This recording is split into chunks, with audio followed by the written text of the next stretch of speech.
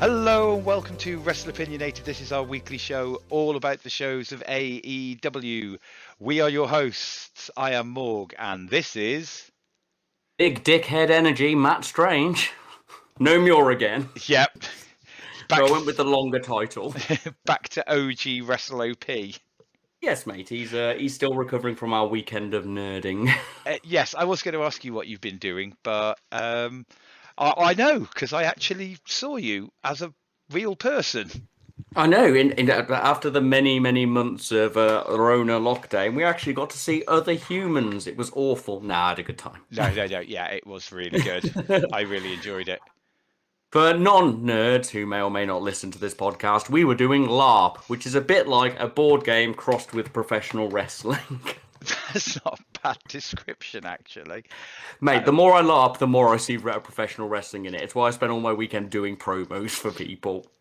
Funny you should say that. That was quite a lot of what my weekend was, to be fair. Yes, mate. Put on silly costume, do some fights, and have a promo. It's wrestling. Yeah, it is effectively wrestling. So, a little bit of a different format this week because there's just the two of us and because we've been in a field. And because Mule reviews BTE and we've not got him. Well, first thing is, we haven't got any news. I've got one little bit of news, which we'll cover, but we've got something we've just been chatting about that we'd like to talk about in general. So one little bit of news for us. Paige went on her Twitch stream and is hoping to be making a comeback within the next year and a half. I mean, it makes sense. She's stronger. Obviously she had to retire due to injury at like the age of like 25 or something ridiculous. Yeah, something stupid. So yeah, good luck to her there. She needs to go down to Mexico and get some of those stem cell treatments that they got Kevin Nash's legs back with. Yes, but I mean, all joking aside, she has, she's wanted to get back. She never wanted to leave. She dropped a lot of different hints suggesting that how much she likes working for Dubsy, but also dropping lots of hints as to when her contract expires and such like. Well, you've got to do that. I mean, Randy fucking Orton did that, didn't he? Just to make some extra big... I mean, Randy is like a shitlord hero. Like, I appreciate the controversies around him, but that man knows what he's doing and he makes me laugh. Randy Orton versus best friends, Oh, I'd fucking shit my pants. Another headlock. They would be yeah, if Randy didn't have to be all serious, I reckon he'd have so much fun with, like, best friends. Yeah, if you just let him be meta, because you watch him in WWE when he starts going... When Randy loses his temper or sees something funny, like eating hot dogs off the floor or throwing presents at people's heads, if you just let that bit of Randy out... It'd be like how Taz loves comedy wrestling. Could you imagine if Taz had discovered comedy wrestling in his ECW days? Oh, God, yeah. We wouldn't have Taz. We'd have a man who pops out of rings and custard pies people and stuff like that, Would have been wicked. So yeah, it could be interesting seeing the Paige back. Once again, she does nothing for me in the CM Punk way, but Phil's been winning me over, so who knows? Who knows where she could go or where... I think the thing with her is it would be not... I mean, she'd be a shot in the arm for pretty much any promotion at the moment. Just again on that same CM Punk level. So onto that. So before we start, we were just discussing this. We've actually had some first-hand bits of evidence of lapsed fans or fans in general talking about how that they're going to start watching AEW now. A lot of this is more due to them being tired of Dub Z, if I'm being completely honest. Certainly the one I was speaking to, and I don't know if he's listening to the podcast, but a friend of ours, Kev, referred to the fact that he's just got so sick to death of Dub Z, and I just sat there and extolled the virtues of AEW's. I said it's why I stopped playing Warhammer. Literally the example I gave. I played Warhammer from the age of like 9 to up to about the age of 28. And then one day I just went, this isn't the product I want. These aren't the games I want to play. I'm literally just spending money on something through familiarity. It's all right. I'll spend the money. It's been there my whole life. And then I discovered Malifaux, a wonderful Western steampunky game. And I went, oh, it's much cheaper and the game's fucking great. In the bin, Warhammer.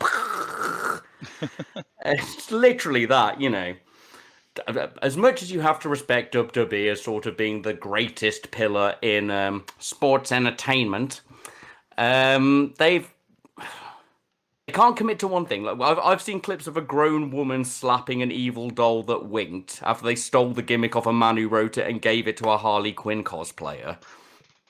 It can't decide quite where it is, and oh, cool, let's get rid of all of the youngy cruiserweight flippy guys, and let's bring back Cedar and more meaty boys. It's just the same. It's the same over and over and over. Take a break. Watch some weird shit. I don't care if you don't watch AEW. Watch some Impact. Watch some MLW. Watch some Ring of Honor. Watch some fucking AAA. Watch some NJPW. Give it a fucking go. See the wonderful flavors that exist outside of McDonald's. Just saying. Pre-show rant there, kids. Yeah, welcome. Yeah, we haven't had one for a while, have we? I know. It's better when it comes from my deep soul. I can feel the rage bubbling as I start getting over simile in my language, which I am very good at. Me English good. Because this may be the first time you have listened to our podcast due to us, I will quickly point out at this weekend I was wearing my Wrestleopinionated t-shirt this weekend as well. I did some. And you dressed up as Stang for the rest of it. Cheeky fuck. This might be the first listen to our podcast, and as such, you would need to know we have a tier list, which is how we give our reviews for the varying matches and the overall product. We don't review Dark or Dark Elevation, any of the YouTube shows, unless they go back to being properly dark like they used to be. Just 10 million squash matches. Yeah. Want to watch another 3 hours of squash matches? Nah, I'm all right. Thanks. Just put the number on the bottom of the screen. So, Mr. Strange, over to you to explain the tier list. I still have to do the tattoo one at some point. It's just been a busy week. Yes. Right, okay. Tier list. Y'all know a good tier list from YouTube channels, computer games, school systems, fucking everything. They're everywhere now. We start with our lowest rank, which is a D, unless we're being facetious. D is just a poor segment in the show. The match was shitty. It was a squash. There was no story. The promo stumbled. Andrade's first few welcomes to AEW. D's a moment we could have just fucking skipped. Then from there, we rock up to a C. Well, C is what we want from your average match. We don't have to have the best story. It doesn't have to be the best match, but it has to be good. We've had a good time. The moments aren't wrestling. Maybe it's a cool promo session where we actually get to know what a new character's about. C, the good bit. Not overwhelming, not skippable. Then we get B, or match plus one, or segment plus one. A match plus one, I want nice, clear, crisp wrestling, and I want to know why the wrestlers are there. There's got to be a fucking reason. In a good promo section, we want the characters to really bleed over, to really get into them. It's those people with a bit of cadence and flow. But from there is the A rank, top of the thing. Almost top of the thing. A rank match, brilliant. You don't look away. It's got some great crisp moves. We definitely know why the wrestlers are there. We definitely know what's going on with their story, why they leave. Maybe it's got a few paradigm breaking spots, but otherwise my eyes are on that screen and I've really enjoyed it. A section promos are normally kind of thing you get from fucking Mox when he's off on one, or some of the great Jericho packages that we've seen in the past. It can go either way. Top of the actual tree is superior, sugoi, as they say in Japan. S-rank matches are those fucking special moments. Maybe it's just a great match with the conclusion or beginning of a storyline. There's no slips in the ring. There's some fucking awesome moves. Maybe it's an overly produced cinematic piece with ninjas versus luchadors, or undead wizards versus bikers, or clowns sucking superheroes into the void. Who fucking knows? S-Ray can get S-Rank video package moments as well. Jericho releasing the Hounds, or when he just copied Cody's one. Just those brilliant moments that you will show again and again and send clips of to people who aren't wrestling fans. That's what we want from our S. So it's D, shitty. C, good. B, very good. A, awesome. And S, I will bore my friends with clips from this section by sending them on Facebook. There we go. So, along with having no news, we have no social media. So if this is your first show, this is basically going to be a review show. It's stripped down. It's stripped down because we've been in the field. Yeah, this is a strip down. I'm sure, people will understand. Now, normally we would start off with BTE and we would have Mr. Muir, Strip here, down. who would remember what had happened on BTE, because he'd have written it down to remind us. What I remember about this is they had the CM Punk moment, and Lovely. it was all right. Yeah, just I mean, what else are you going to focus on the week when CM Punk showed up? Yeah. I mean, oh god, I'm starting to use his preferred name, not Phil. I'll get that back. Don't worry. You leave it to me. Yeah, it was okay. Nothing stood out enough for me to really remember it. Okay. It's probably the worst thing I can say about it. But I remember having watched it, I didn't go, "Oh, that was a waste of time." I remember they did Sour Boy because I was doing it at Zach all weekend. So Yes. Right, so let's move on. Kicking off our main reviews is Dynamite. Dynamite opens JR Excalibur and Schiavone on commentary. We start off with Orange Cassidy versus Matt Hardy. Cassidy wins, but I think it was a roll-up of some description. What did you think of the match? What score did you give it? Right, so we've got a bunch of new people to watching AEW, a bunch of people possibly listening to us. I bet they're expecting me to open and be positive about this match. Wasn't the best opener, was it? We get the weird start where they forget to stop Matt Hardy's music until the match. The sound man was not on his best fucking job, this AEW. That's Dynamite, that's all I'm saying. I did quite like the hands to money spot. That made me laugh. And then we just got a fine of, if slow beating of Orange Cassidy for like fucking 10 minutes of just beating Orange Cassidy. And I remember Orange Cassidy being like at the top of the tree, like threatening Jericho, beating Jericho, threatening Kenny, you know, being quite a high-powered wrestler. And now he's just having his shit pushed in by Matt Hardy, who can barely walk. Sorry, Matt Hardy, I'm sure you can walk very well. You just don't show it. Then there was a little bit of a comeback for Orange Cassidy with his normal, his sometimes overplayed routine of the roll, the jump, the DDT, the punchy, blah, blah, blah. But then it just got stopped again. Matt Hardy looked like an accidental nose break from that crossbody, so I can't be too harsh. If you take a broken nose mid-match from a crossbody and you know, carry on, fair play. We did get some good bits. They sort of came back for the last quarter of the match. I quite like the hand in pocket senton. That was nice. And we got like faster, sort of quicker exchange. It was all solid, but the first 3 quarters of the match were just lame, slow, and just Matt Hardy beating Orange Cassidy. So I can't say it was shit, but I'm giving it a low C. And I'm sorry about Matt's nose, but not the opener I'd have gone for.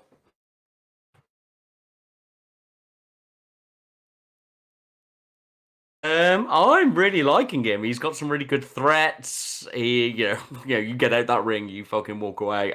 He's really growing on me. I'm, as much as many of you will be here to listen for CM Phil, I think Malachi is winning me over a lot more than he is, and I gave this a B. So I'm just going to quickly iterate because I think I muted myself then, and the way our system works, if I mute myself, Matt can hear me.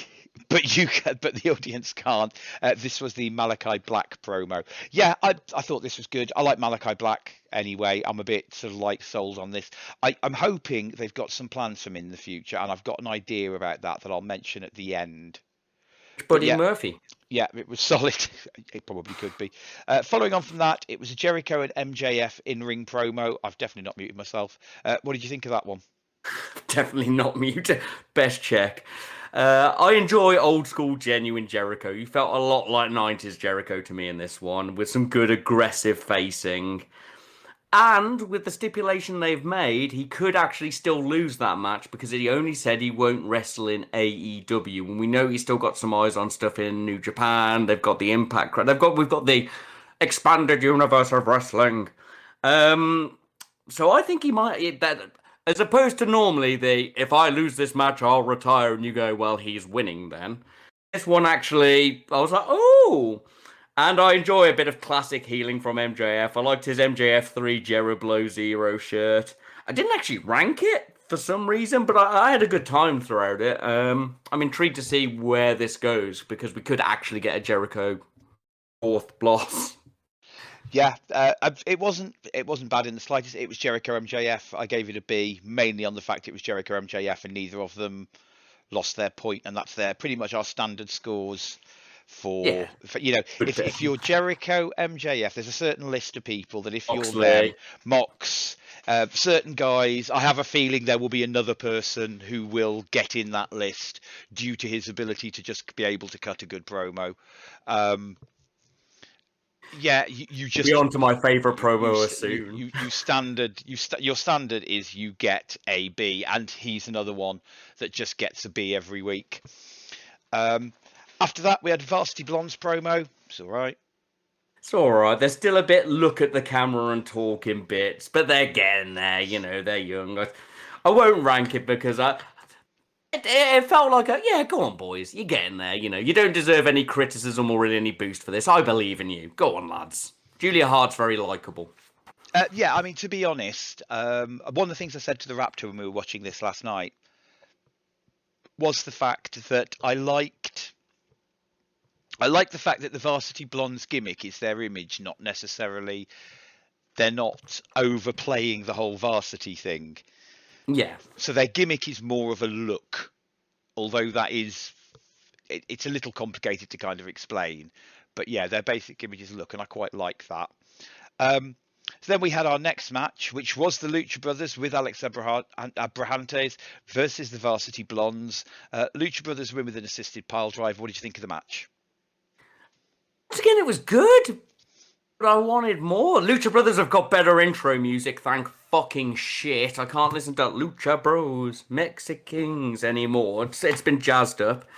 We get a good opening start between Phoenix and Griff. Griff's looking great, and Phoenix is always doing Phoenix things. If you're the first-time listener, that's when Phoenix bounces off one thing, hits another one, runs off something, flips through the air, bounces, and then it pulls off a hip toss or something at the end. It was good. There was chemistry and a lot of counters on both sides. Penta brought the chopper, which I liked. And then it just sort of got a bit clumsier and a bit more off pace as it went on. There was a weird submission fail from Pillman on Penta. It maintained in picture, but the comeback combo from Penta on both the Blondes didn't flow. I think it was over choreographed. And from there, it just got a bit clumsier, like they'd lost their confidence in the match. I did like the assisted con hero that the Lucha Bros did. I thought that was really cool. And then I'm going to complain about this. I always complain about this. I am not a Jim Cornette person. I am not the hardest man when it comes to the rules. But why do the Lucha Brothers always just have infinite time in the ring together? They had infinite time to pull off the Lucha Driver finish and the pin. And I think I've got the answer to this. It's because they're going to be facing the Young Bucks, who also have infinite time. I suppose they are going to a cage match.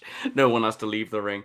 This match for me started as a B, but it cooled into a C for me. Like, I was like, this is really quite cool at the start. Not like mind-blowing, but, like match +1. And then somewhere along the line, that submission and that combo move went wrong, and the pace dropped and it went off. So, C, yeah, it was good, but it stopped itself from being really good, in my opinion. I gave it a high C. And I think I could roll with that. Probably for the same reasons. So after the match, Elite come down. First, Jurassic Express go into the ring, have a little bit of a face-off, but it's kind of it's a face-off.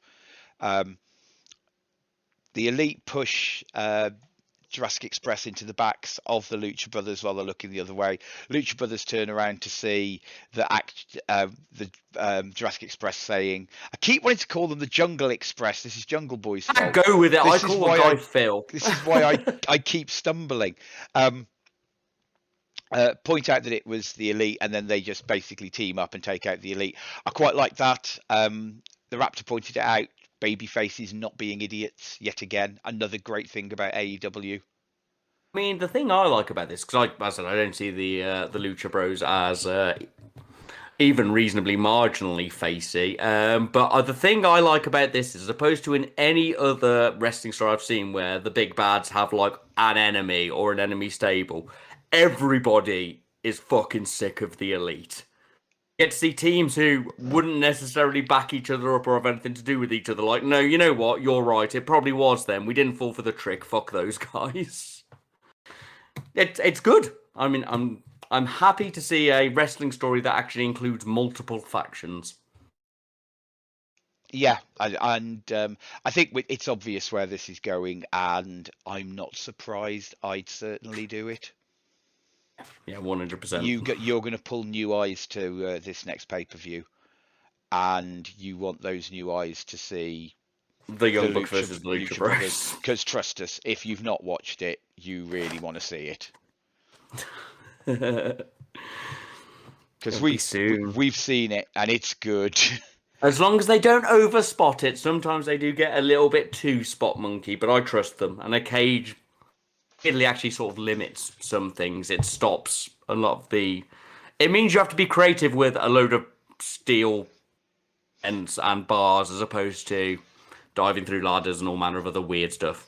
As it goes outside and everything gets fucking crazy. We'll see. It'll probably get fucking crazy. So following on from that, we had an Andrade and Pac promo. Any thoughts? It was alright. Weird end. I gave it a C. And then after that, Jamie Hayter with Britt Baker and Rebel versus Red Velvet. Thoughts on the match? Well, mate, as we all know, I love Jamie Hayter, and Jamie Hayter was trained in Odia Oyadotai in Stardom. And I went into this being cynical. Just so you know, it crossed the 7 minutes line, so it is an official match, so I'm not going to take the piss out of its time. And I opened with, I didn't think Velvet needed this loss. You know, I was like, Hayter's blatantly going to win. And then it started real fucking fast, and Hayter was bringing some stardom, and we had a fucking massive bump from the tope on the outside on Hayter. Some outside shenanigans to keep Velvet safe in the picture and pick, and it didn't slow down in pick and pick. They both bumped like fuck. It was like Hayter was like, we're having a Stardom match, whether you want to or not. But then I watched some of the bumps Velvet threw herself into from some of the moves. These girls women went fucking hard. We had loads of grapples and strikes, which I love because it makes it feel like a fight, and women's wrestling tends to lack that. Hayter Red is a fucking beast, but it didn't feel one-sided. There was some great exchanges. Velvet did miss her moonsault, which was a shame, but it's probably my only criticism. And that fucking lariat that finished it, holy fucking shit, it looked like I sent her straight to hell. On my notes, I'm tempted to give it a B, but you know what? I'm going to give it a B. That's the best women's match I've seen in AEW probably since Britt versus Rosa, so... I loved it. Yeah, I really enjoyed this. I think this might have been close to my match of the night. What else was there? It's definitely the one that stands out most to me in my notes. So looking at my notes, yeah, Yeah, I gave it a B also. I thought this was really good. It was nice to see a women's match that was solid. I like both participants, so that's always going to be a bit of a help. I still miss British pub rock chick Jamie Hayter look, but yes. I'll accept Golden Lioness Hayter, whatever. If she continues to wrestle like that, fuck it. Kill him, Jamie. Kill him. Raptor pointed out that it's cybergoth Jamie Hayter, so it's actually perfectly acceptable. All right, okay. Moving on from there, we had a quick Dark Order promo. This was actually really quite clever. I quite like this. The slow breakup, the stay in John's shadow where you belong was fucking brutal. And so on the nose, because Reynolds is, as much as John Silver is great, powerful, and comedy, Reynolds is arguably, in my opinion, the better wrestler.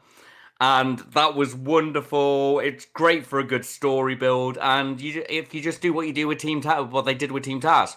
If you haven't got anybody who can rival the Dark Order in overness for their story, have them feud with themselves. Wonderful writing, and I gave it a B again. Yeah, I thought this was really good. This is some story. I have a horrible feeling that they're going to have somebody come in to be the new leader of the Dark Order, and then and I was thinking, they're going to do it, aren't they? They're going to bring in Wyatt. Because, he was part of a family. And then I suddenly realised, no, I know exactly who's coming back to bring them all back together. Hangman. Makes perfect sense that Hangman will just come back and bring them all back together. Or if you want to split them, you do if they've got Wyatt or whoever else might show up from WWE. You can do the split of more facey ones and more heely ones. We discussed that in the past. There's loads of options, but Hangman has to be involved. 100% has to be there, and I think him bringing them back together would be the better move. Moving on from there, we had the CM Punk in-ring promo. He's actually quite likable when his smugness is gone. This is where I actually got the quote from my missus of, she said, I didn't like him because he's like me and he'd think I'm a twat. Apparently we have the same big dickhead energy of smiling, smirkiness, sitting down to talk to people. So maybe that's why he's now growing on me. Did a good build for Darby, which is nice. Did you hear the one guy who chanted boring twice? No. One guy, he'd only just started talking. He didn't even have a chance to be boring. And this one guy went, boring, boring. And then it stopped. I was like, he's dead. Like, I like taking the piss. And I'm the kind of shitlord person who in a crowd would do something to wind things up. But even I wouldn't risk saying that in front of CM Punk. Just a million mark eyes turning around on me. Read the fucking room, bro. Yeah, so imagine being that brave. I hope that one day I've got an ounce of that man's confidence. I think there's one bit of this promo that we definitely need to highlight.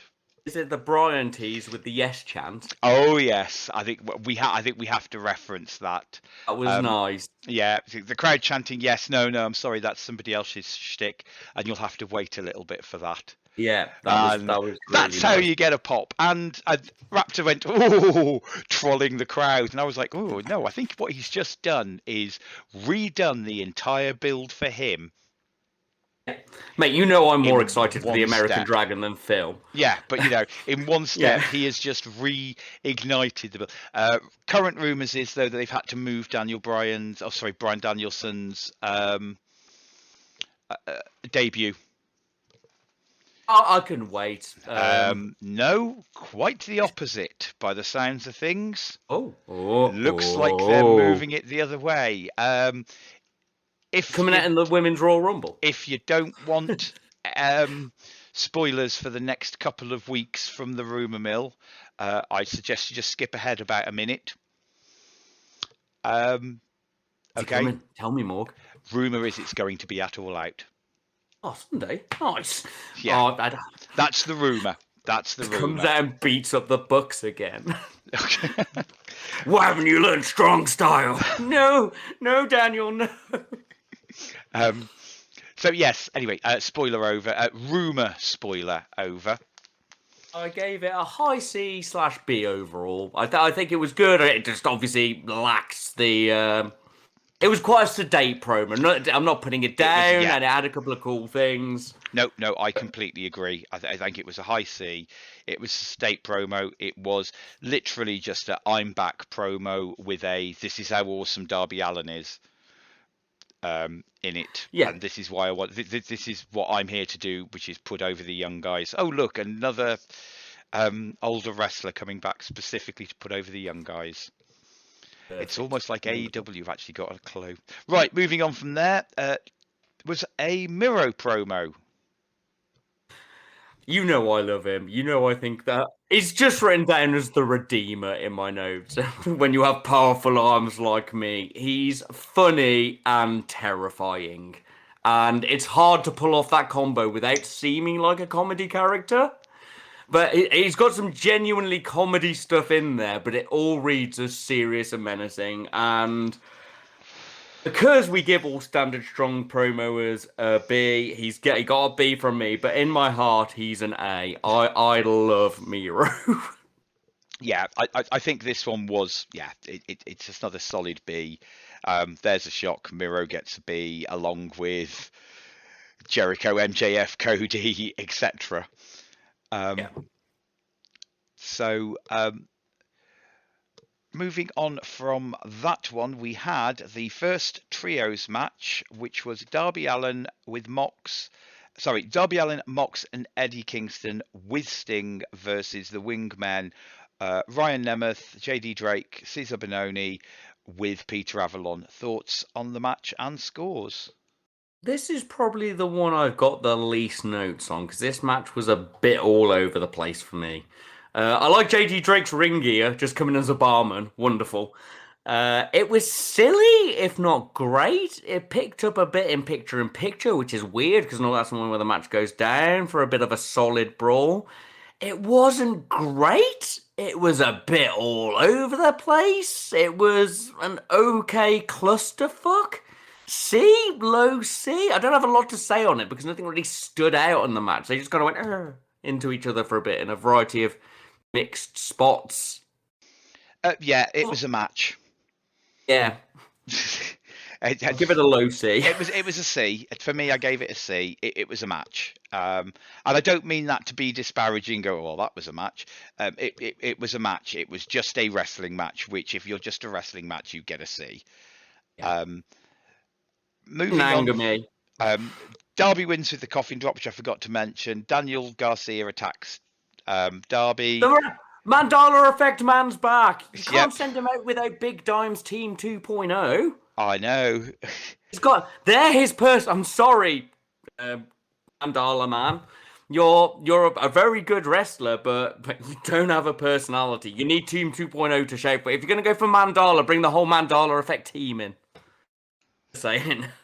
Following on from that, we had a Taya Conti backstage interview where she was interrupted by the bunny. Just wrote down, okay. I'll tell you what I liked about this. What? This was a story that wasn't about the women's belt.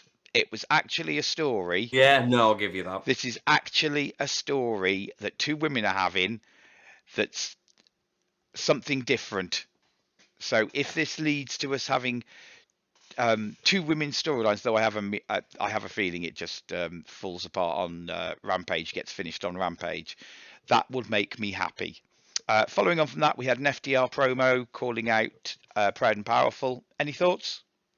Once again, I really like how they're using the solid and serious stuff with this and the actual fear of, no, this is a real injury and blah, blah, blah. I gave it a C. It was solid. It's good. It's good that it's got real heart in it. I hope that they are overworking Air FTR's injury and that it's not as bad as is being made out. I don't know. Otherwise, that video package, it looks worse every week. Yes, mate. I think every week I forget just how bad it was. So, solid, serious, fair, nice. I mean, not nice, awful. Yes, but yes. So after that, we had Kenny and Don Callis and Christian with an in-ring segment. What did you think? Kenny's face when Christian came out was golden. It was proper seething looking over his shades. I had a good laugh. The video was a bit weird and short. The piece of shit chant made me laugh, and I quite like that. They said Vince. That's like saying Voldemort. I don't actually get that joke because I've never read Harry Potter, but Ruth said it to me, so I wrote it down and assumed other people would get it. Yeah. Kenny said, "You think you know me," twice, and I was hoping Edge would renounce me as someone, but that didn't happen either. Even the Raptor was like, "I got that reference." Yay! It was alright. yeah. I can't really give it a mark, but it was probably a C. Yeah, exactly. So then we were on to another promo, very promo heavy this week. Yeah. This was the Mox promo that I'm guessing will probably mean a lot more to you, but what I got out of it was something else. Red Club's coming. Okay, so Mox is going to fight Satoshi Kojima, who is a 50-year-old old school NJPW strong style boy. He does punches, he does lariats, he does chops. He's everything you'd expect from a 50-year-old NJPW wrestler. But he is one of the loveliest people in wrestling, and he really likes bread. He doesn't speak a lot of English, but all of his tweets are things like, "Oh, I went out and I got some good bread today. Oh, I love bread." So people send him a variety of breads, and he's got Bread Club shirts, which is like Bullet Club, but instead of AKs, they're crossed baguettes. And stuff like that. But he's a lovely, wonderful looking man. But yeah, when when he fucking buffs up. He's one of those wide-chested boys, you know what I mean? Yeah. So we're going to get a solid NJPW chopper fest with some lariats and stuff, I assume. And obviously it's solid. It's Mox doing his thing, explaining a bit of who and what's going on. Yeah, I'm excited. I always enjoy it when they bring over one of the NJPW old boys. I'll give it a B because it's Mox. yeah. It was a good Mox promo. I think the bit about this I thought you'd be more excited about is they are really teasing that we're going to get it, aren't they? Yeah, they are. Our first in an American stadium, we're going to have Tanahashi. Got to bring the big boy. Got to bring the world's truest face character. I was wrestling's golden dad. Yeah, I mean, there was part of me that was sitting there going when he said, "So I'm going to have such and such," and the way he led up, I was going, "Is he going to say fucking Okada or a Bushi right now?" No. Surely Tanahashi, you don't make the money, you don't make another money match trying to lead to a money match, if that makes sense. If you want to bring Japanese eyes to the American product, you want Naito, you want Los Ignorables, Tanahashi. They're probably your two biggest. Los Ignorables sells the most merch out of any of the NJPW stables, and Tanahashi is the renowned. Oh, and Okada, obviously. Those are your three: Naito, Tana, Okada. As much as Ibushi is great and huge and a Terminator and probably with the world's most perfect human ever sculpted from Japanese genes and a massive steroids. He is beautiful, but he is a maniac, and he just doesn't quite have that pop that a lot of the others do. Yeah. But you've got to bring Ibushi to complete the Kenny storyline from 20 years ago, so it's going to happen. Yes. Paul White joins the commentary. I think you bring Ibushi in to pull Kenny away, to turn Kenny back face. And then we can have the Western Golden Lovers versus the Bucks. After that, we had the Gun... No, I haven't written down the names here. We had Gun Club versus the Factory after Paul White joins the commentary. Gun Club win by roll-up. Thoughts and scores? I think this was all right. I expected a bit more to win me over. As always, I reckon the Gun Club possibly have the best entrance music in AEW, just for raw wrestling power. That it's fucking wicked. It's a banger. It's up there with Kagetsu's tune. Otherwise, it was all right. Comoroto fought half the match for the Factory, which is all right because I love average 16-year-old high school student Nick Comoroto. I think he looks wonderful, and he's a massive power lad. And we had a good big lad off between him and Billy, which is nice. Solid enough through the picture-in-picture, even if Austin ate an awful lot of shit, which led to a solid hot tag from Colton. The win came out of nowhere, and I quite like the distract for the roll-up, and I think that would have worked if the cameras had been on the roll-up and not on Big. Oh, it's a roll-up. Oh, is it? Maybe we could have seen the roll-up? No, we have to look at Paul White. Yes, he's got a big shiny head. That's nice. Yeah, it was all right. I gave it a C. I don't really have a lot more to say about it. It was nothing special. We have had 5 trios matches in 4 weeks now, so give us the fucking belts. And then give those belts to Death Triangle. Or Best Friends. Or Best Friends. Oh. Yeah, we can't continuously feed my indie best friends loving soul as much as I'd love to. And it would have to be... Oh no, would you leave Greg out so he could have Trent out so he could have his own singles run because he hates tag wrestling?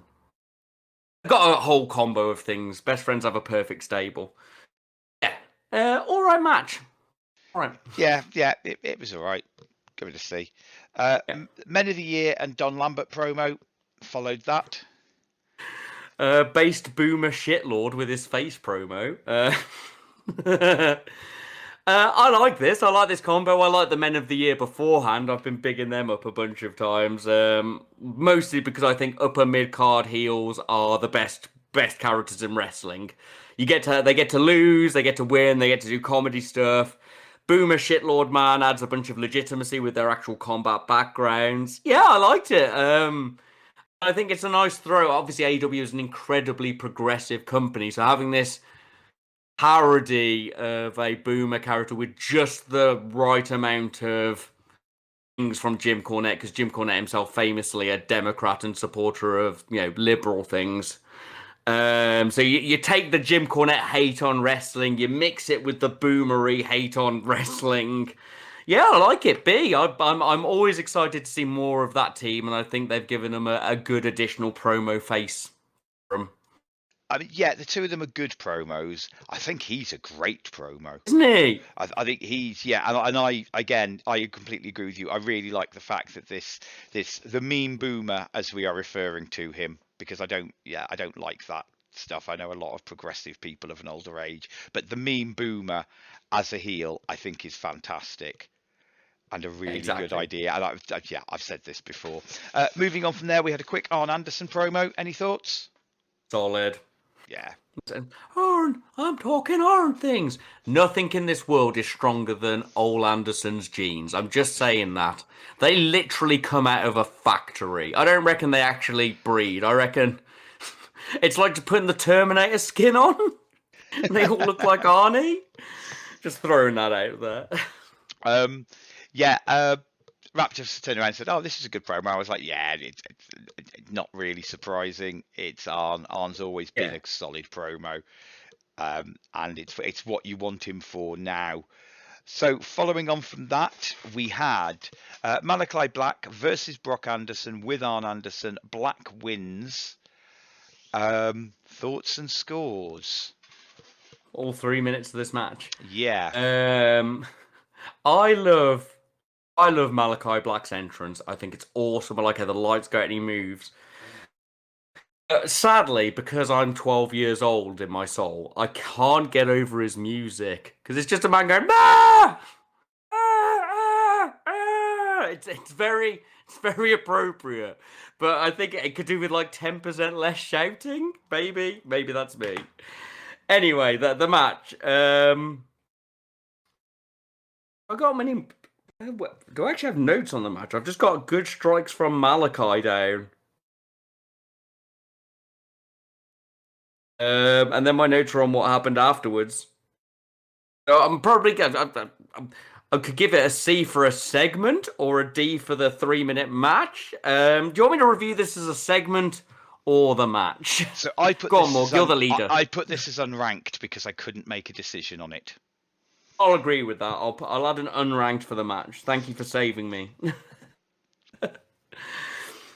I do need to quickly cut across. You talking about the entrance. Raptor has worked out why Cody had to be written off because you couldn't have Cody and Malachi Black's entrances. Because it'd be the show. Yeah, that would be the show. If they ever sign Undertaker, it'll just be a match of entrances. Right, okay. So because we're skipping the match and we're obviously next doing the Arn come out, Lee Johnson come out thing, I'll just roll straight into that for you. The Arn kick block made me laugh. I'm sorry. I appreciate Arn's an old dude, but it looked bad. And then we had just the face of, I wish Cody were here. Excalibur referred to them as the Anderson Factory, which once again made me laugh because, as I said, they're not people. Why did Malachi run from Lee? Oh no, big shotty Lee Johnson's here. Just kick him in the head. I don't think he ran from him. I think he walked away because he said he's going to go his way through all of them, and I think that's what that was. I think that was the setup for he's just going to work his way through the Nightmare Family now. Yeah, I got you. I just feel that the end of the show just sort of petered out. We didn't get a high point end or a cliffhanger end. It kind of just went, eh. So I've got a theory, or a Morg books on the fly. Ooh. So what you do is you keep Malachi Black looking strong, looking undefeated, looking brutal. Yeah. You know when Hangman wins the belt? Hangman's going to need an opponent. Yeah, no, fair. I'll give you that. I would agree with you if I didn't know that. Cody was going to come back and win. Yes, that's sorry, the man. Unfortunate bit. That is the unfortunate part. But yeah, that is what I would certainly do. I'd keep booking Malachi Black strong. And Well, then... maybe I'm wrong. They've confused us before. I have been incorrect a couple of times. It's certainly what I would do.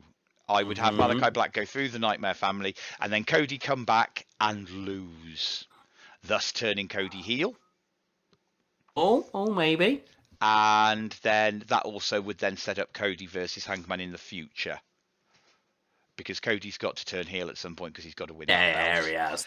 But anyway, yeah, there you go. That's our review of Dynamite. What's our overall?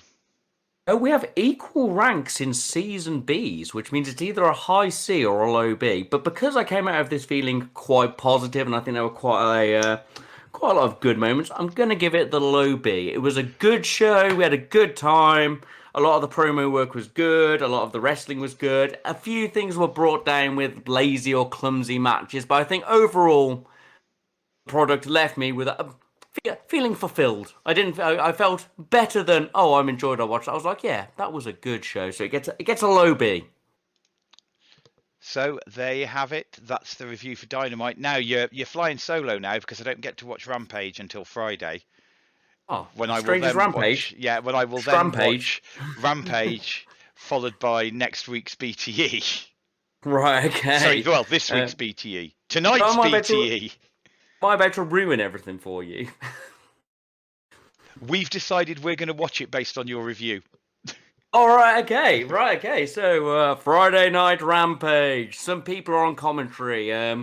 It's Taz, Excalibur, a beautiful combo, Jericho, and Mark Henry, whose batteries are running out throughout the show. That's my take on Mark Henry. I'm sure you're a lovely man, and if you met me, you could crush me to dust with your giant hands, but you do sound a bit like your batteries are running out on the show. We open with the Lucha Brothers versus Jurassic Express to be the finalists in the cage match against the Bucks, and the Lucha Bros win with the Lucha Driver after infinite ring time. Jurassic Express come down to the ring with their Luckily for them, the Lucha Brothers don't get an entrance because they're already in the ring. I thought the Lucha Bros were worthy of the entrance, but here we are. We get a solid Phoenix versus Jungle Boy start. If you don't like wrestling that gets a bit over choreographed at times, you won't like this. But you will like +1 Phoenix things, because Phoenix things are always phenomenal. There's a big clusterfuck rotation pre-break, and that was kind of nice. That's an actual break. We actually get the adverts as opposed to picture-in-picture. We come back into a bunch of quite fun sequences, back and forth. Dinosaur gets in the ring, and his strikes, as I've complimented before, have got a lot better. Wonderful speed sequence between Phoenix on Dinosaur with him bouncing about and such like, and he did his little Eddie shuffle and things, speed versus power combo. Then we tag back. It's Phoenix versus Jungle Boy again, and Jungle Boy gets Phoenix into the snare trap, and then Penta hoof kicks him in the back of the head, and that looks fucking brutal. Penta pulls off a Made in Japan, which I both love, because I love Made in Japan, but it's also Shingo's finisher, so you should probably be careful with that. You don't want Shingo coming over to eat people for breakfast. We had a massive wobbly dance rope thing for a Rana to the outside that made me go, ugh, but other people like that kind of stuff, I suppose. Cool combo on to Dinosaur, and he did a one kick out, which made him look like a fucking beast. Then the Lucha Bros go off for a infinite amount of time in the ring for a huge combo for a 2 count. Then they stay in the ring even longer to pull off another long combo move where Penta sits and assists the pin for the 3 count. Pretty good once it solid, lots of that luchery bouncy, stuff. The things you like from your overdone matches. It was a B, mostly clean and cut, as much as I hated the wobbly, flippy shit. Just took a bit to get going, but Lucha Bros are just immune to the rules. And I like trios wrestling. I like proper luchador trios wrestling with the, you literally need to be shouted out by the refs and, different rules when one person's in, one person's out. But come on, guys. They were together in that ring for like 2 minutes. That's not a 5 count or whatever it's meant to be. Oh, side note, which I made in this, I hate the Rampage theme tune because it's impossible to know where you are in the break. Like when I watch Dynamite, I could be like, okay, that's that bit. I'll click like 3 minutes on. Oh, we're almost at the end. It's like 20 seconds of the same repetitive. It's like, do you remember expensive earlier 2000s DVDs where you'd have a little video? Yeah, it's like that, and I hate it. Anyway, yeah, I gave the match a B. It was good. A good opener as well. Get some eyes on. This is some of the luchery shit we do after, obviously it's only the second one. Then we get a vid package for Punk versus Darby. So apparently, they've got the guy from Honest Video Trailers on YouTube to narrate this. And I don't mean that facetiously. I think it's actually him. Bunch of well-cut stuff from requested promos and stuff. You know, the previous things they've done. I just could not hear the honest trailers, man. We know the good video packages they do. They take some of the promos, they take some of the bits, they cut it together, make everybody look good. Solid. Then Miro came out with a beaten up Fuego and kicked him down the ramp, which made me laugh. Pulled off his mask and hoof kicked him. Fuego obviously got his hands out. And Eddie came out and looked like he was going to promo. He brought up the mic to his mouth, threw it on the floor, fucking ran down there, had a bit of a beast at each other. Eddie pulled off a fucking exploder on Miro. Miro's not a small lad. Ref separated them. Good build-up. Eddie didn't look weak. You know, Miro looked like he'd been randomly assaulted. Yeah, good stuff. I enjoyed that as a segment, and it means, I mean, obviously Eddie is a sinner and Miro is the redeemer, so yeah, but I mean, it's an exciting combo for me. Next up was Tay Conti versus the No Entrance Bunny for a match that was 4 minutes and 29 seconds long. Oh, Bunny wins with shenanigans. Sorry, bro. That's why when you can back up the promo for you. Opens with the Bunny with some strikes and some dirty move stuff. It was a bit stop and start of the picture-in-picture, but we did get a back rake, and you know how much I love a good classic back rake.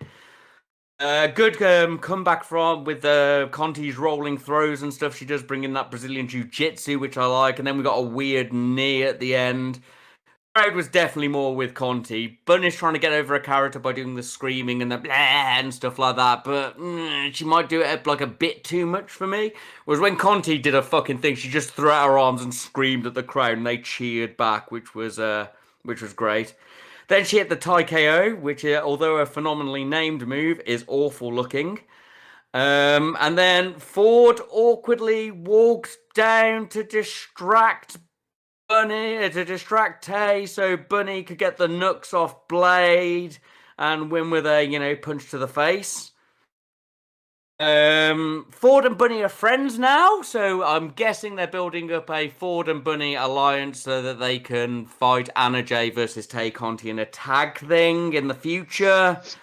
Very skippable. I could arguably give it out a C just out of the fact it's actually building some women's story that isn't to do with titles.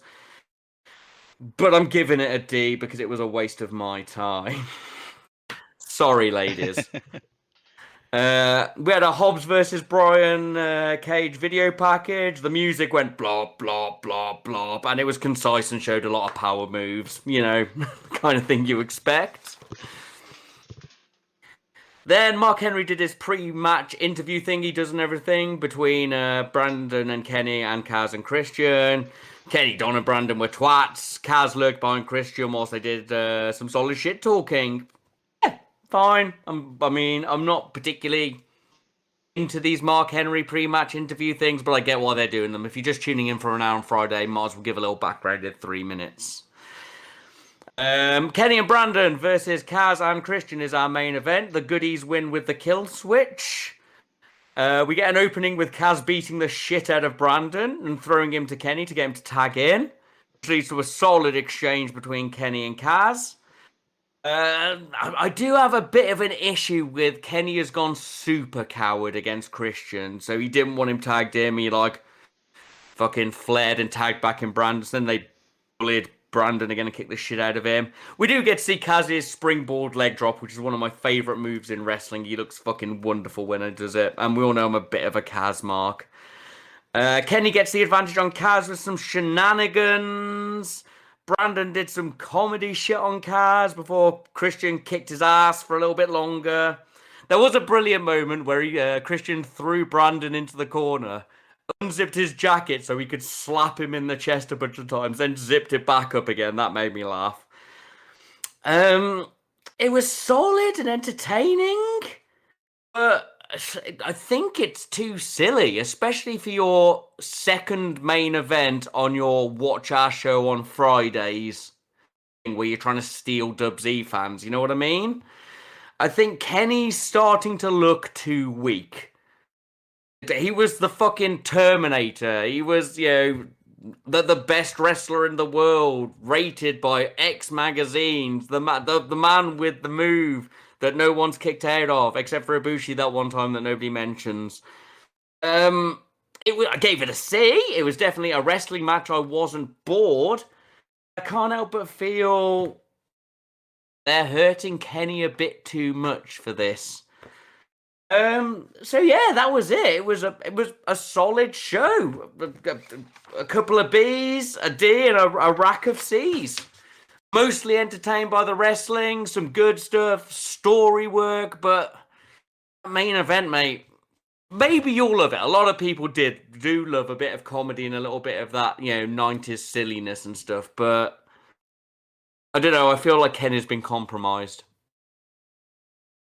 And that's Rampage. I shall give you my thoughts next week. Opener's good, though. At some point when I get back from being away again. Yeah, I look forward to that opening match. So there you have it. That's our reviews for the week, and that's our show. You can find us at Wrestleopinionated on gmail.com, WrestleOP on Facebook, and WrestleOP1 on Twitter. I want to thank Anchor.fm for hosting the podcast. If you're looking for the show, it's Wrestleopinionated on Anchor.fm, Spotify, and YouTube. Over to you, Mr. Strange. If you're listening to us for the first time because you like CM Phil, or maybe you go to LARP, who knows, or you're just sick of Vince, please like, share, and subscribe. Hit all those little bells, whatever you're listening to this on. There may be special buttons that say, wow, this was cool. Message us, send links of us to your friends, write letters about us to your family, spray paint it onto nearby farm animals. Yeah. Cheers for listening. We do appreciate it. Any button you can click that brings a little bit more attention to this is good for us. Thank you very much. And back to you, Morg. So all that's left to be said is goodbye and good night.